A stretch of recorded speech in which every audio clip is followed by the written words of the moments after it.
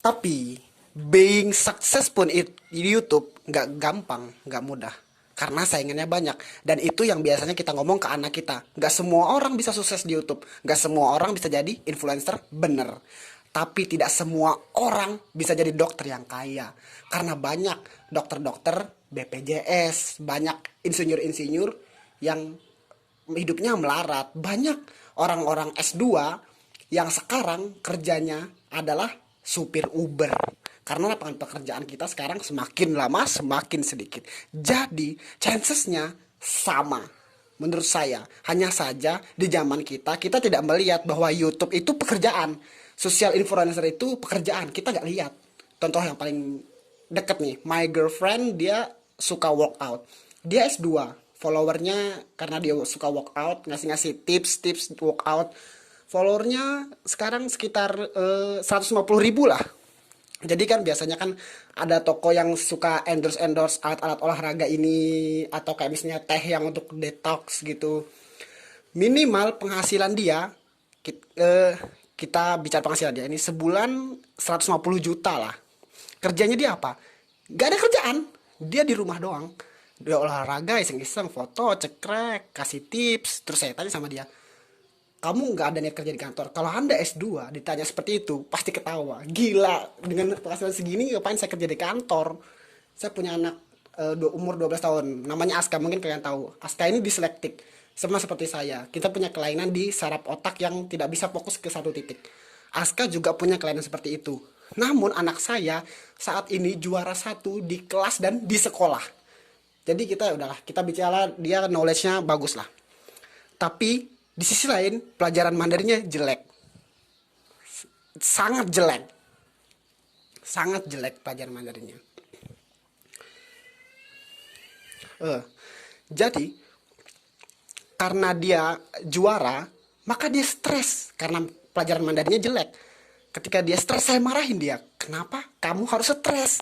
Ya karena kalau saya I don't do this, I don't want be number one again. Siapa yang nyuruh kamu jadi nomor satu di sekolah? Itu siapa?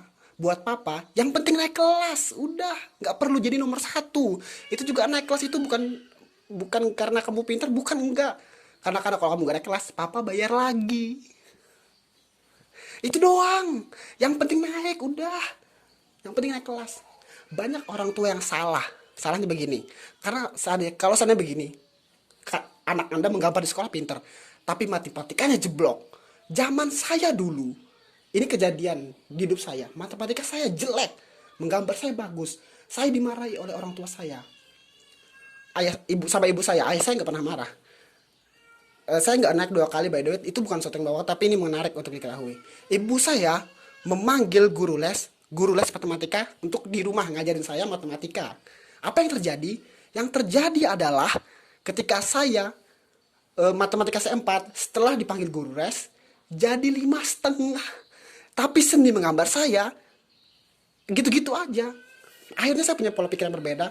Kalau seandainya Anda punya anak dan anak Anda jelek di satu bidang pelajaran dan bagus di satu bidang pelajaran, maka dilesin yang dibagus.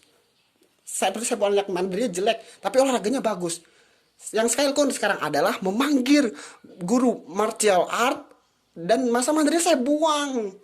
Ini nggak apa, kata dia ini nggak apa-apa. Saya bilang nggak apa-apa. Ngapain saya ngelesin kalau kamu punya yang bagus daripada saya ngelesin yang jelek seperti itu. Ketika matematika saya jelek dan gambar saya bagus dan dulu orang tua saya memberikan saya les menggambar, mungkin sekarang saya jadi pelukis terkenal.